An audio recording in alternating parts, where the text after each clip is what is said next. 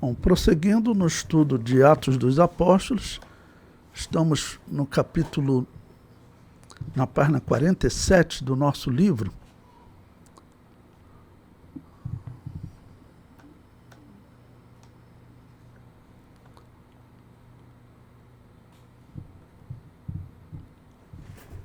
Vamos ler a partir do versículo 28.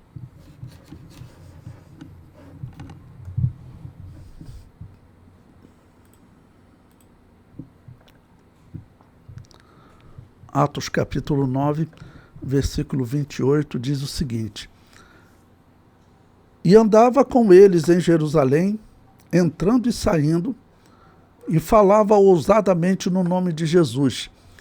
Falava e disputava também contra os gregos, mas eles procuravam matá-lo. Pois bem, eu até comento aí, né, que o último versículo que nós lemos, alguns discípulos, eles temiam se juntar ao apóstolo Paulo. Lembre-se que haviam se passado 3 anos desde que Paulo perseguia a igreja. Aceitou Jesus no caminho de Damasco. Aí eu mostrei para vocês que lá de Damasco, quando ele escapa da cidade, ele vai para a região da Arábia e fica lá estudando as Escrituras. Ele precisava rever tudo que ele havia aprendido, né, com os fariseus, tá ok? E o único que se aproximou dele foi Barnabé. Barnabé, então, se aproximou, né, e viu que ele andava realmente no caminho do Senhor, trouxe ele até os apóstolos. Bom, aqui ele então agora está em Jerusalém. Seria até natural, nós não encontramos no livro de Atos, mas eu acredito que não foi relatado, mas muito provavelmente Saulo de Tarso foi procurar o seu antigo mestre, Gamaliel. E muito provavelmente debateu com ele também o que ele aprendeu das Escrituras. Eu tenho falado para vocês que Gamaliel, nós não sabemos se ele não interpretou corretamente as Escrituras e assim não entendeu que era o tempo da vinda do Messias, ou se ele interpretou corretamente, mas teve medo porque Herodes, principalmente, mandava matar quem falasse em um Messias, porque ele sabia que, pela interpretação dos judeus, o Messias viria para assumir o trono de Israel, e isso para Herodes significava ele ser destituído. Então nós ficamos, né, na possibilidade, sem saber o que aconteceu com Gamaliel. Porém, eu acredito que muito provavelmente Saulo de Tarso o procurou, até porque nós vemos aqui no livro de Atos, é notório, Gamaliel conhecia os cristãos, participou de julgamento dos cristãos, fez até uma bonita defesa para que os sacerdotes não matassem os cristãos. Então, eu acredito que muito provavelmente Saulo de Tarso teve diálogo com ele. Mas aqui no versículo 29, acontece que o apóstolo Paulo, falando ousadamente no nome de Jesus, certamente era um espanto para todos, porque era notório que ele perseguia e matava os cristãos, então ele era considerado como um protetor da lei, um protetor do judaísmo, e de repente ele se torna um defensor do cristianismo. E claro, a mensagem era oposta, porque pela defesa do cristianismo, seguindo as palavras de Jesus, como ele disse em Mateus 21, a partir do versículo 41, Jesus falou claramente que o reino de Deus seria tirado dos judeus e seria dado a outra nação que gere os seus frutos. Que nação é essa? Era a igreja. Então o discurso mudou totalmente.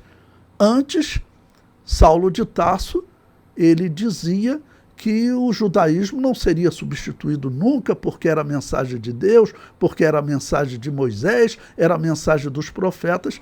Agora ele tem outra argumentação. Olha, na verdade, a mensagem dos profetas foi interpretada de forma errada por essa geração de judeus e eles foram substituídos. A nação foi substituída. Isso estava anunciado pelos profetas. É o que o apóstolo Paulo, vamos dizer, anuncia. Então, quando diz aqui que ele falava e disputava, o discurso era esse, essa era a disputa. Tá bom? Bom, também diz que ele disputava contra os gregos. Dependendo da tradução que você tem aí nas mãos, vai estar escrito helenistas.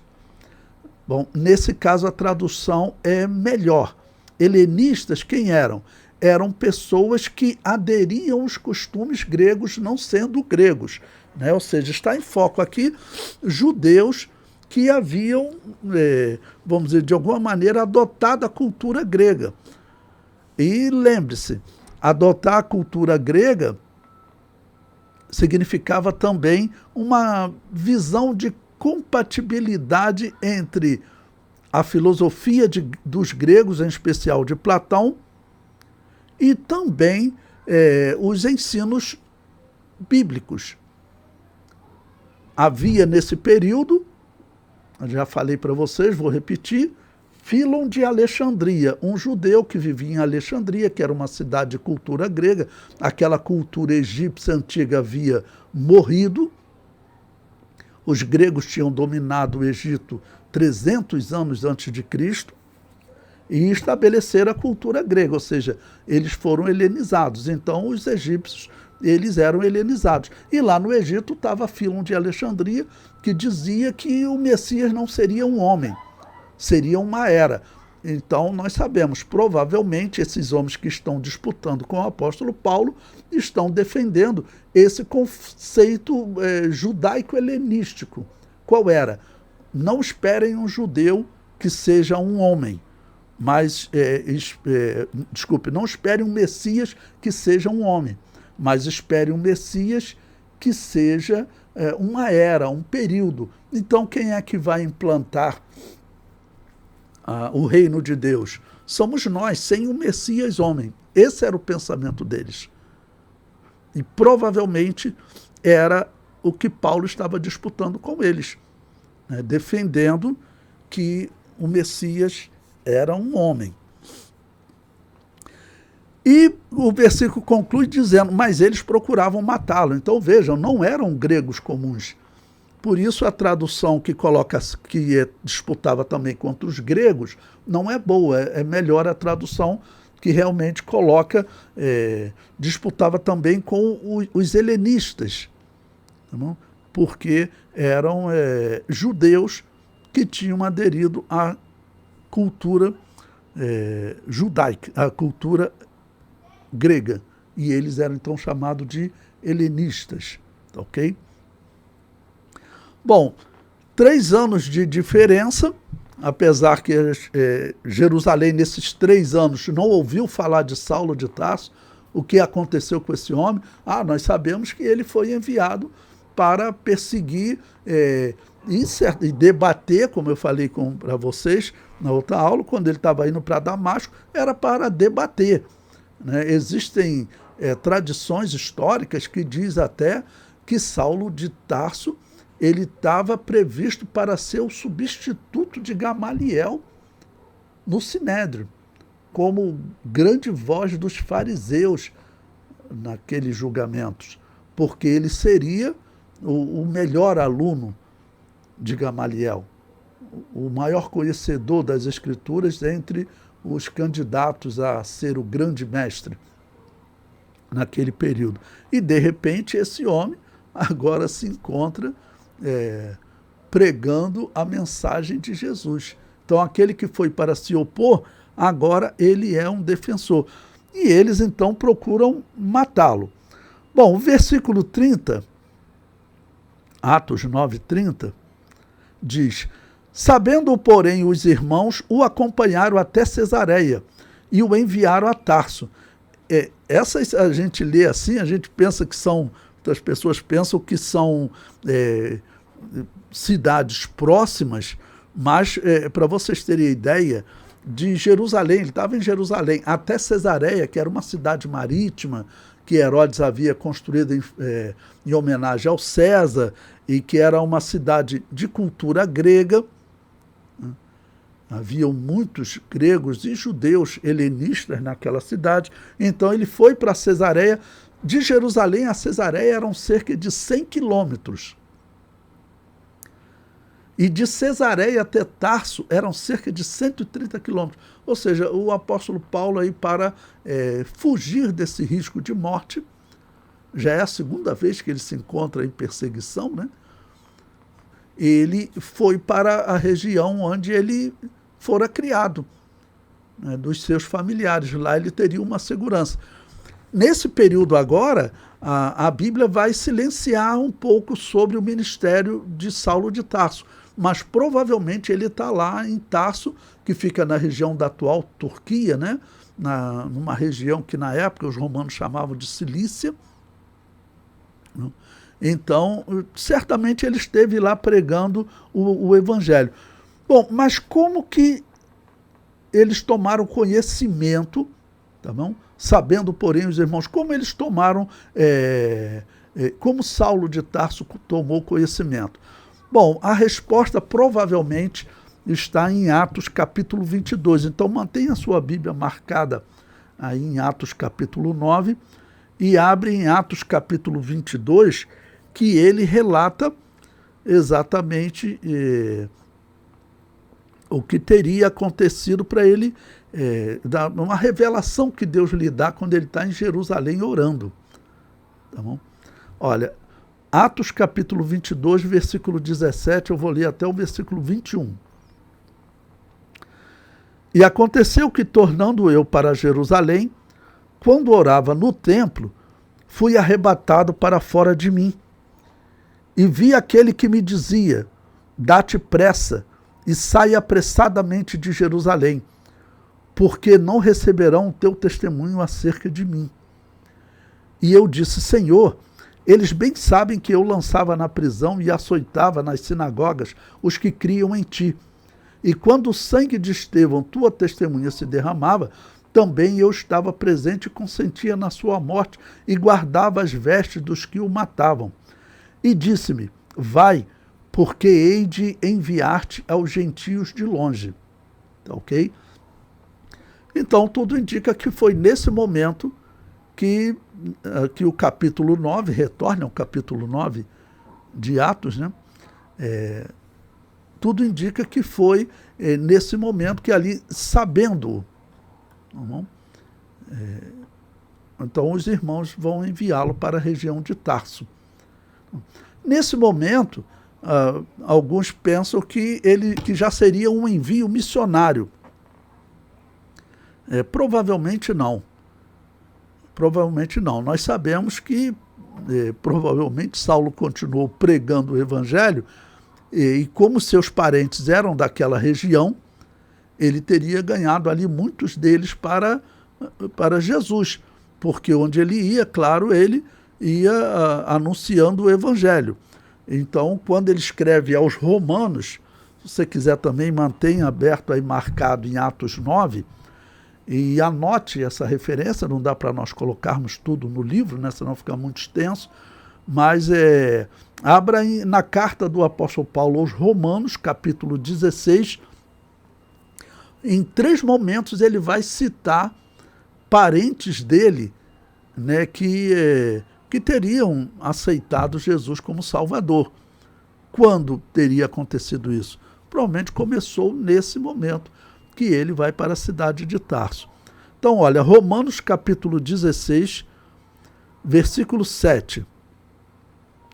Saudai a Andrônico e a Júnia, meus parentes e meus companheiros na prisão, os quais se distinguiram entre os apóstolos e que foram antes de mim em Cristo. Saudai a Herodião, meu parente. Saudai desculpe, o versículo 11 agora, né? Saudai a Herodião, meu parente. Saudai aos da família de Tarciso, os que estão no Senhor. Saúdam-vos Timóteo, meu cooperador, e Lúcio, e Jason, e Sosípatro, meus parentes. Ele cita aqui diversos parentes, e alguns desses parentes, como Herodião, Jason e Sosípatro e Lúcio, ele poderia ter ganhado eles para Jesus nesse período. Nós sabemos que ele vai estar em Tarso em outros momentos, durante as suas viagens missionárias. Nesse período, agora os textos seguintes, o livro de Atos, se ocupa do ministério de Pedro, até quando chegar no capítulo 11, que aí vai aparecer, no caso, Barnabé vai até Tarso, toma o apóstolo Paulo e vem para Antioquia, né, que ficava também na Síria. Então já haviam se passado aí pelo menos 3 anos, mas talvez já estava no 4º ano desde a conversão de Saulo. E aquela perseguição que ele sofreu na Síria, né, certamente se acalmou, até porque até em Jerusalém vai dizer que Israel, os israelitas já não perseguiam mais a igreja. Retornando a Atos capítulo 9, o versículo 31, nós lemos até o versículo 30,